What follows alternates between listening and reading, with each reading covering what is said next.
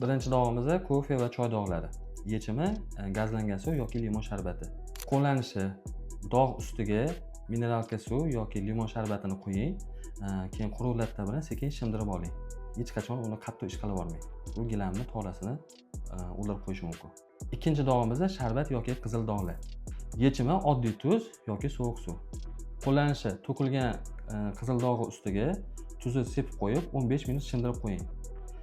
Keyin 15 minutdan keyin changyutgich bilan sekin tortib oling. Qolganini oddiy latta bilan sekin namlatib artib oling. Uchinchi dog'imiz yog'li ovqat dog'lari. Xo'p, yechimi oddiy idish yuvish vositasi va oddiy suv. Idish yuvish vositasini oddiy suvga 3-4 tomchi tomizib, aralashtirib olib, o'sha dog'i ustiga sekin quyib, ko'pik qilib, faqat dog'i ustiga surting. 5 daqiqa kutgandan keyin nam latta bilan yaxshilab artib oling.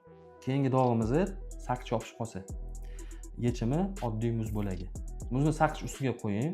Saqich qotgandan keyin mo't bo'lib qoladi. O'sha mo't bo'lgandan keyin pichoqni orqa tomoni bilan sekin qirib oling. 5-chi dog'imiz marker va ruchka dog'lari. Uning yechimi tibbiy spirt yoki atir. Qo'llanishi: paxtani spirtga namlab, dog' ustiga bosib oling.